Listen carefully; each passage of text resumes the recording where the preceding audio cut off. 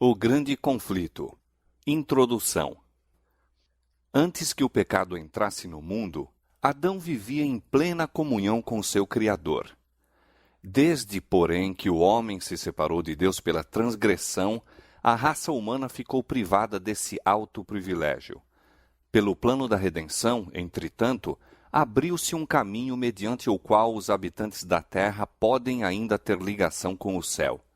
Deus se tem comunicado com os homens mediante o seu Espírito, e a luz divina tem sido comunicada ao mundo pelas revelações feitas a seus servos escolhidos. Homens santos de Deus falaram inspirados pelo Espírito Santo. Durante os primeiros 25 séculos da história humana, não houve nenhuma revelação escrita. Aqueles dentre os homens que haviam sido feitos receptáculos das revelações divinas comunicavam estas verbalmente aos seus descendentes, passando assim o seu conhecimento para gerações sucessivas. A revelação escrita data de Moisés, que foi o primeiro compilador dos fatos até então revelados, os quais enfeixou em volume. Esse trabalho prosseguiu por espaço de 1.600 anos, desde Moisés, o autor do Gênesis, até João, o evangelista, que nos transmitiu por escrito os mais sublimes fatos do Evangelho. A Escritura Sagrada aponta a Deus como seu autor. No entanto, foi escrita por mãos humanas e, no variado estilo de seus diferentes livros, apresenta os característicos dos diversos escritores.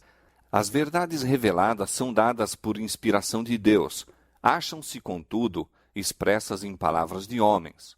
O Ser Infinito, por meio de seu Santo Espírito, derramou luz no entendimento e coração de seus servos. Deu sonhos e visões, símbolos e figuras, e aqueles a quem a verdade foi assim revelada, concretizaram os pensamentos em linguagem humana. Os 10 mandamentos foram pronunciados pelo próprio Deus e por sua própria mão foram escritos. São de redação divina e não humana. Mas a Escritura Sagrada, com suas divinas verdades, expressas em linguagem de homens, apresenta uma união do divino com o humano. União semelhante existiu na natureza de Cristo, que era o Filho de Deus e Filho do homem.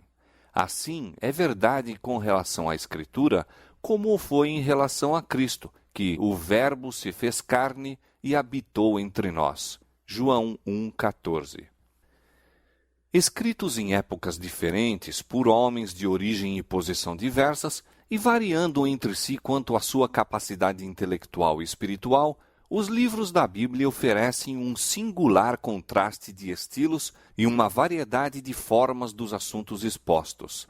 A fraseologia dos diferentes escritos diverge, expondo uns os mesmos fatos com maior clareza do que outros, e como sucede, às vezes, tratarem um mesmo assunto sob aspectos e relações diferentes, pode parecer ao leitor de ocasião e imbuído de algum preconceito que os seus conceitos divergem, quando um meditado estudo deixa transparecer claramente o seu fundo harmônico. Sendo tratada por pessoas diferentes, a verdade é apresentada nos seus diversos aspectos. Um escritor apresenta os pontos que se harmonizam com sua experiência ou com sua capacidade de percepção e apreciação, ao passo que outro prefere encarar a verdade por outro prisma. Todos eles, porém, atuam sob a direção do mesmo espírito para apresentar aquilo que mais particular impressão exerce sobre o seu espírito, resultando daí uma variedade de aspectos da mesma verdade, mas perfeitamente harmônicos entre si. As verdades assim reveladas formam um todo perfeito que admiravelmente se adapta às necessidades humanas em todas as condições e experiências da vida. É assim que Deus escolheu comunicar sua verdade ao mundo, através de pessoas que Ele mesmo, pelo seu Espírito, habilitou e autorizou para realizarem sua obra. Ele guiou a mente na escolha do que dizer e escrever. O tesouro foi confiado a vasos de barro, sem, contudo, perder coisa alguma de sua origem celestial. O testemunho é transmitido mediante a imperfeita expressão da linguagem humana, conservando, todavia, o seu caráter de testemunho de Deus, no qual o crente submisso descobre a virtude divina, superabundante em graça e verdade. Em sua palavra, Deus conferiu aos homens o conhecimento necessário à salvação. As Santas Escrituras devem ser aceitas como autorizada e infalível revelação de sua vontade. Elas são a norma do caráter, o revelador das doutrinas, a pedra de toque da experiência religiosa. Toda Escritura é inspirada por Deus e útil para o ensino, para a repreensão, para a correção, para a educação na justiça, a fim de que o homem de Deus seja perfeito e perfeitamente habilitado para toda boa obra. 2 Timóteo 3, 16 e 17. Todavia, o fato que Deus revelou sua vontade aos homens por meio de sua palavra não tornou desnecessária a contínua presença e direção do Espírito Santo. Ao contrário, o Espírito foi prometido por nosso Salvador para aclarar a palavra a seus servos, para iluminar e aplicar os seus ensinos. E visto ter sido o Espírito de Deus que inspirou a Escritura Sagrada, é impossível que o ensino do Espírito seja contrário ao da palavra. O Espírito não foi dado, nem nunca o poderia ser, a fim de sobrepor-se à Escritura, pois esta explicitamente declara ser ela mesma a norma pela qual todo o ensino e experiência devem ser aferidos. Diz o apóstolo João: não creiais a todo o Espírito, mas provai se os Espíritos são de Deus, porque já muitos falsos profetas se têm levantado no mundo. 1 João 4:1. E Isaías declara: a lei é o testemunho. Se eles não falarem segundo esta palavra, não haverá manhã para eles. Isaías 8:20. Muito descrédito tem acarretado à obra do Espírito Santo o erro de certa gente que, presumindo-se iluminada por ele, declara não mais necessitar das instruções da palavra divina. Tais pessoas agem sob impulsos que reputam como a voz de Deus às suas almas. Entretanto, o espírito que as rege não é de Deus.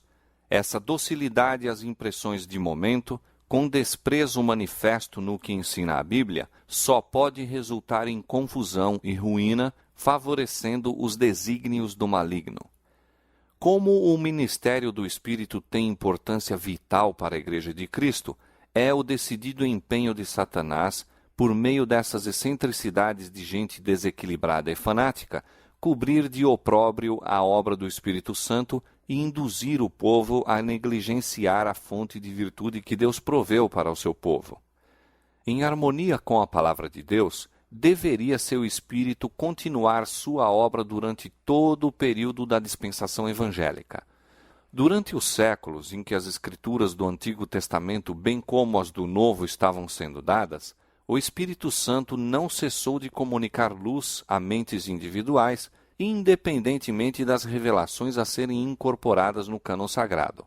A Bíblia mesma relata como, mediante o Espírito Santo, os homens receberam advertências, reprovações, conselhos e instruções em assuntos de nenhum modo relativos à outorga das Escrituras.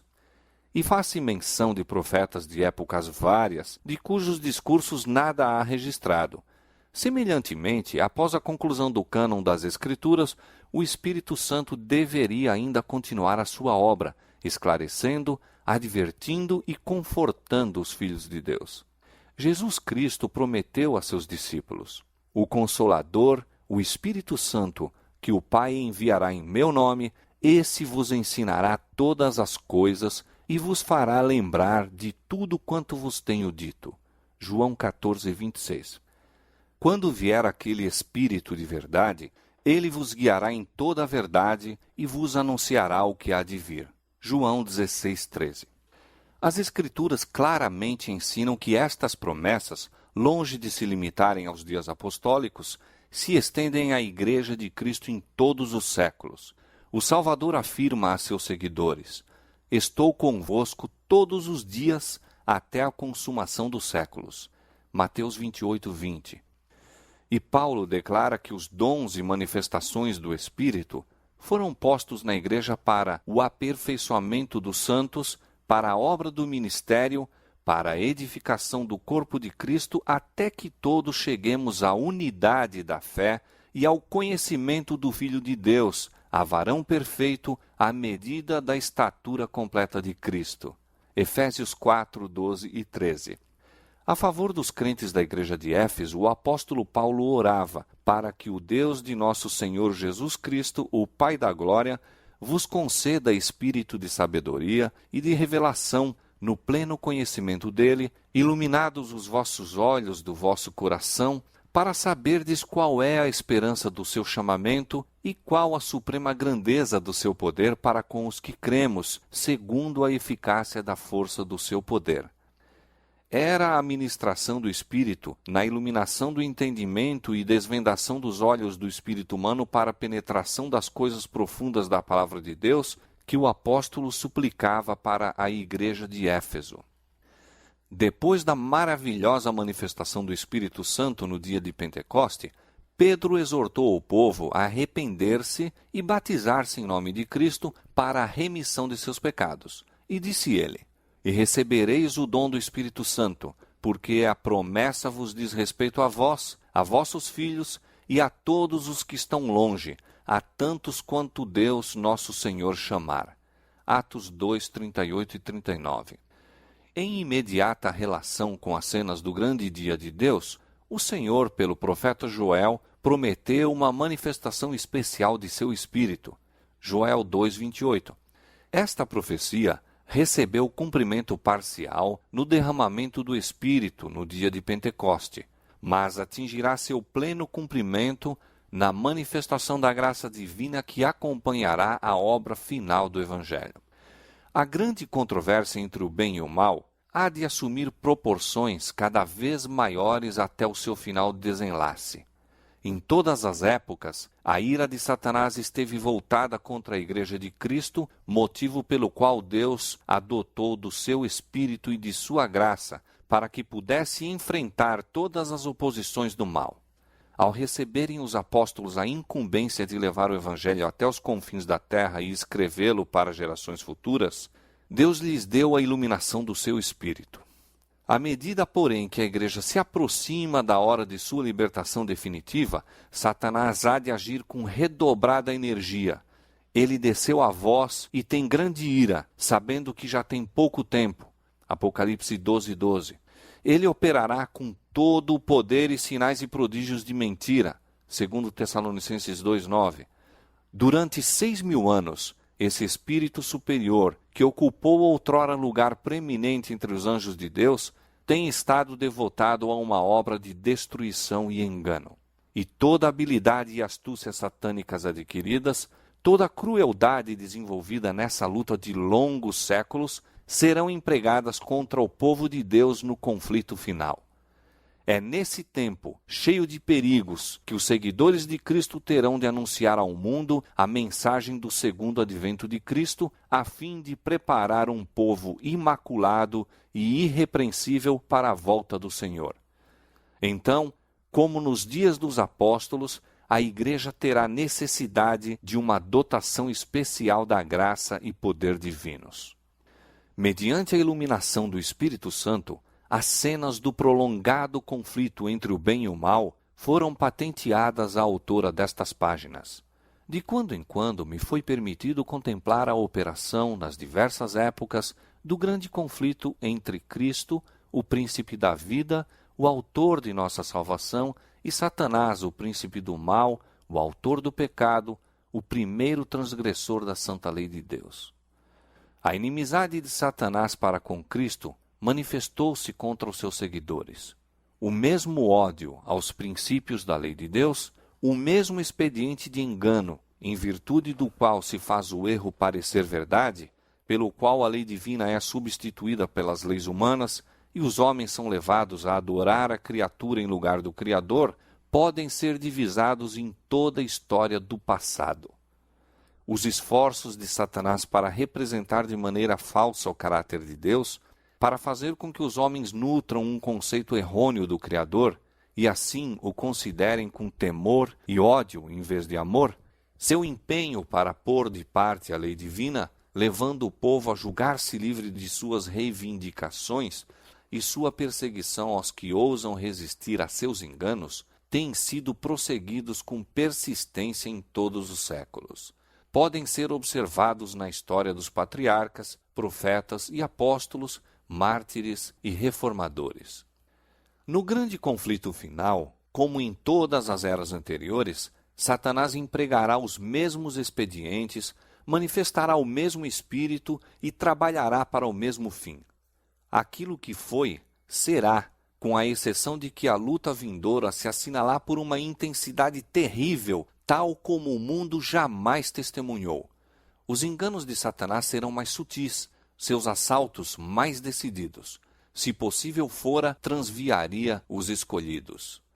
À medida que o Espírito de Deus me ia revelando à mente as grandes verdades de sua palavra e as cenas do passado e do futuro, era-me ordenado tornar conhecido a outros o que assim fora revelado, delineando a história do conflito nas eras passadas e especialmente apresentando-a de tal maneira a lançar luz sobre a luta do futuro em rápida aproximação.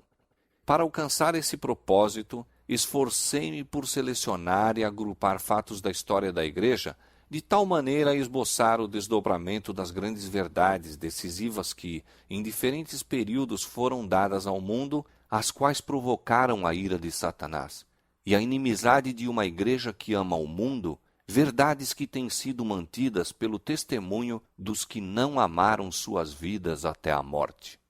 Nesses relatos, podemos ver uma prefiguração do conflito perante nós. Olhando-os à luz da palavra de Deus e pela iluminação de seu Espírito, podemos ver a descoberto os ardis do maligno e os perigos que deverão evitar os que serão achados irrepreensíveis diante do Senhor em sua vinda. Os grandes acontecimentos que assinalaram o progresso da reforma nas épocas passadas constituem assunto da história bastante conhecidos e universalmente reconhecidos pelo mundo protestante. São fatos que ninguém pode negar. Esta história apresentei-a de maneira breve, de acordo com o escopo deste livro e com a brevidade que necessariamente deveria ser observada, havendo os fatos sido condensados no menor espaço compatível com sua devida compreensão. Em alguns casos em que algum historiador agrupou os fatos de tal modo a proporcionar em síntese uma visão compreensiva do assunto, ou resumiu convenientemente os pormenores, suas palavras foram citadas textualmente. Em alguns outros casos, porém, não se nomeou o autor, visto como as transcrições não são feitas com o propósito de citar aquele escritor como autoridade, mas porque sua declaração provê uma apresentação do assunto pronta e positiva. Narrando a experiência e perspectivas dos que levam avante a obra da reforma em nosso próprio tempo, fez-se uso semelhante de suas obras publicadas. O objetivo deste livro não consiste tanto em apresentar novas verdades concernentes às lutas dos tempos anteriores, como em aduzir fatos e princípios que têm sua relação com os acontecimentos vindouros. Contudo, encarados como uma parte do conflito entre as forças da luz e das trevas, vê-se que todos esses relatos do passado têm nova significação, e por meio deles projeta-se uma luz no futuro, iluminando a senda daqueles que, semelhantes aos reformadores dos séculos passados, serão chamados, mesmo com o perigo de todos os bens terrestres, para testificar da palavra de Deus e do testemunho de Jesus Cristo. Desdobrar as cenas do grande conflito entre a verdade e o erro, revelar os ardis de Satanás e os meios por que lhe podemos opor eficaz resistência, apresentar uma solução satisfatória do grande problema do mal, derramando luz sobre a origem e a disposição final do pecado, de tal maneira a manifestar-se plenamente a justiça e benevolência de Deus em todo o seu trato com suas criaturas, e mostrar a natureza santa e imutável de sua lei, eis o objetivo deste livro. Que mediante sua influência, almas se possam libertar do poder das trevas e tornar-se participantes da herança dos santos na luz, para louvor daquele que nos amou e se deu a si mesmo por nós, é a fervorosa oração da autora. Fim da introdução.